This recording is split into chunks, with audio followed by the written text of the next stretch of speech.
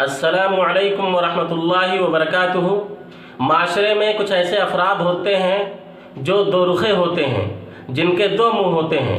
मतलब ये है कि जब वो किसी शख्स के पास जाते हैं तो उससे कुछ बातें करते हैं और फिर दूसरे लोगों के पास जाते हैं तो उससे कुछ और मुख्तलिफ बातें करते हैं।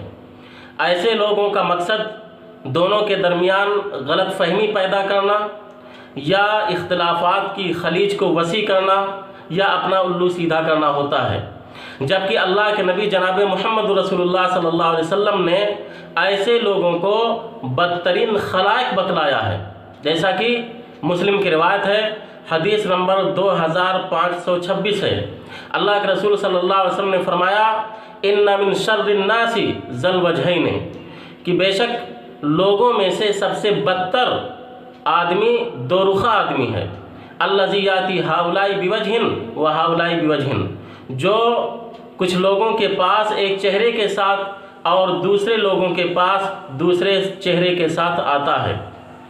तो मतलब ये है कि आदमी मिसाल के तौर पर आपके पास आया तो आपकी तारीफ़ कर रहा है, दूसरे की बुराई आपसे बयान कर रहा है, और जब दूसरे शख्स के पास पहुंचता है तो वहां पर उसकी तारीफ़ करता है, आपकी बुराई बयान करता है। तो इस तरीके से उसका मकसद ये होता है कि दोनों को लड़ा दिया जाए और इनके दरमियान इख्तिलाफात को वसी किया जाए, या फिर उसका अपना कुछ मकसद होता है, वो अपना उल्लू सीधा करना चाहता है।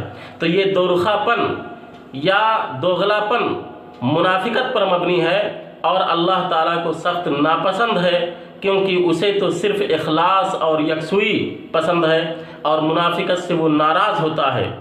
इसलिए ये दो रुखा आदमी, ये दो रुखा शख्स भी अल्लाह रब्बुल आलमीन के यहाँ बदतरीन खलाइक शुमार होगा। लिहाजा हम सबको ऐसी हरकतों से इज्तिनाब करना चाहिए और अपने आप को दो रुखा होने, दो मुंह वाला होने से बचाना चाहिए। अल्लाह ताला हम सब की हिफाजत फरमाए, आमीन।